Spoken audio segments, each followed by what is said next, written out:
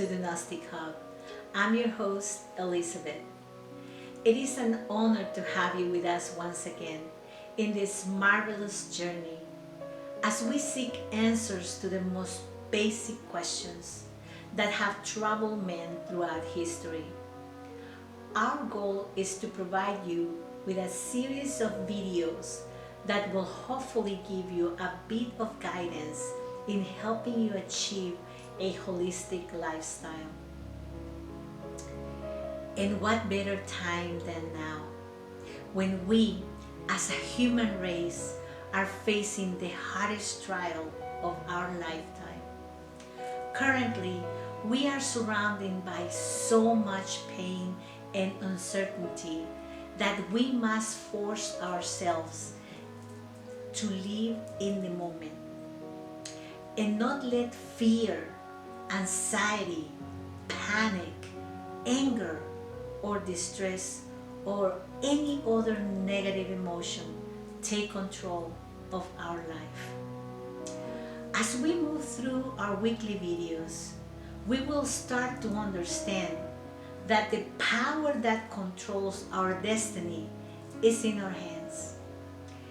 And even though I can't guarantee that it will only take one magic word to change our life, I can definitely guarantee that once we understand the formula, we will be on our way to living a happier and more fulfilling life. The truth is that we, as humans, should have full control of our destiny. But most of the time, we let our emotions and exterior circumstances dictate our present and our future. My dear friends, let me assure you that it is within our reach to achieve inner peace and true happiness. In this video, we are going to focus on discovering one of the methods to achieving happiness and freeing ourselves from all negativity. So let's get started.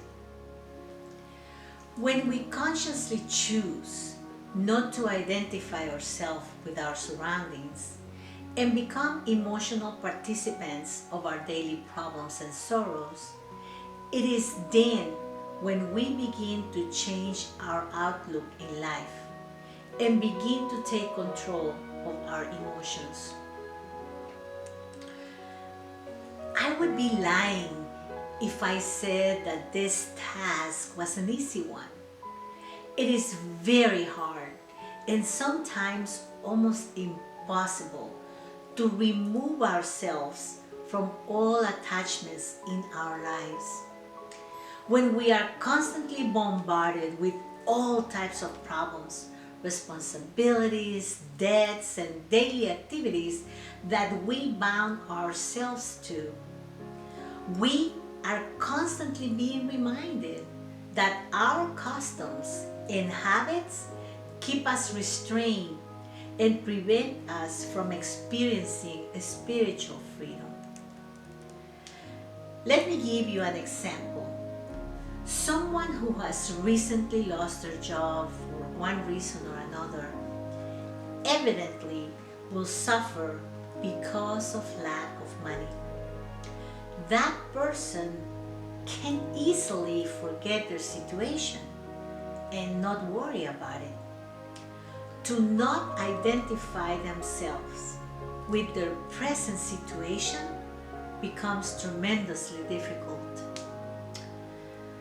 Those who suffer, those who cry, those who have been victims of some betrayal or injustice, victims of ingratitude, really do forget about themselves. They forget their inner being. They completely focus and identify themselves with their moral tragedies and present circumstances. And how can we not?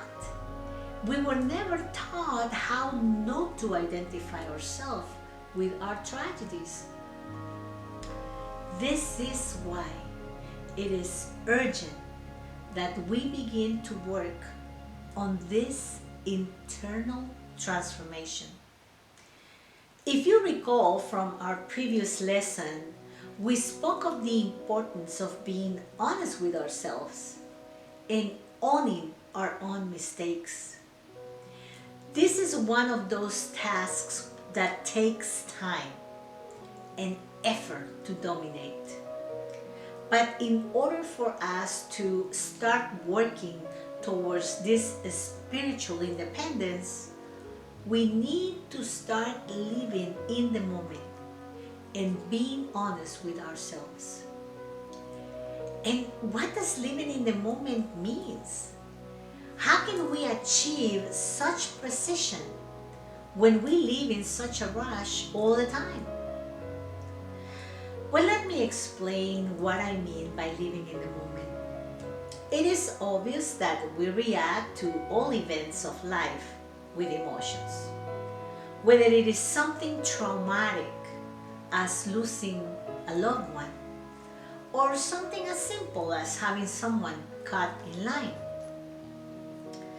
Let's take that common example and try to remember our reaction. At that very moment, when we saw that someone, whether maliciously or maybe by mistake, was cutting in line, how did we react? In general, in this type of circumstance, we let our negative emotions take the steering wheel.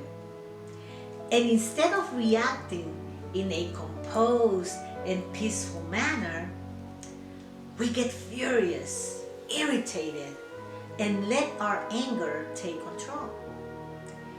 And depending on the level of anger that we or the other person we are confronting reaches, this simple event that could have been handled in a composed and courteous way can easily turn into a violent match. If we were to stop for a moment and observe the situation, if at this particular moment we try to remember our inner self and then try to understand the reason for the other person's attitude, then we would understand that these emotions are a reflection of our own intolerance. If we were to reflect a little and remind ourselves that life is fleeting, all these inconveniences and hardships always become, in time, a passing memory. I want to make a parenthesis right now and ask you to think about the most embarrassing moment you lived through when you were a teenager. That moment that you thought your life was over. No? The moment you wish the earth would swallow you alive. We all have one of those moments. And if you cannot remember it right now, well, it goes to prove you that these inconveniences and hardships always become, in time, a passing memory. Nothing is everlasting. So instead of identifying ourselves with these moments and instinctually reacting with our raw emotions, we should transform those mechanical reactions through logical confrontation and begin to reflect back on them. It is evident that we all react mechanically when faced with the diverse circumstances of life. That is why our first step on this path is to catch those raw emotions the moment they surface. I'm not here to tell you that it is something that will happen instantaneously, but the more we practice, the easier it'll become for us to identify those moments. The moments that are causing us unnecessary pain and suffering. We need to be vigilant on how we react to any exterior circumstance and refrain from handing over the steering wheel of our life to our negative emotions so that they do not manipulate our reactions. The moment that we realize that we are in charge of our emotions and not the other way around, the moment that we take charge of our reactions with consciousness, that is the moment when we finally realize that happiness is truly in our hands. So this week's exercise will be for us to find one moment at any point in our week, one single moment where we catch ourselves getting upset. Be on the lookout for the sudden surge of anger, no matter how small, and reflect on it. Where is that anger coming from? Why do I feel this anger? Is this anger worth it? Use those breathing exercises we practiced and discussed in our last video. Inhaling for 10 seconds. 1, 2, 3, 4, 5, 6, 7, 8, 9, 10. Holding your breath for 10 seconds. 1, 2, 3, 4, 5, 6, 7, 8, 9, 10. And exhaling for 10 seconds. 1, 2, 3, 4, 5, 6, 7, 8, 9, 10. And feel that anger slowly begin to fade away. You can apply this technique to any negative emotion that you experience this week, whether that is sadness, anything. Just apply it, and you can do it anywhere, at work, in your house, outside. It doesn't matter where it hits you. Try to practice this technique. With that, we conclude this week's video. But make sure to come back next week when we will be discussing the art of self-observation, which will also include a simple exercise to add into your tool belt of techniques that will hopefully help you reach that end goal of creating a greater holistic lifestyle. As always, thank you for joining us. Be sure to like this video, hit the subscribe button as well as the notification bell to get the latest uploads.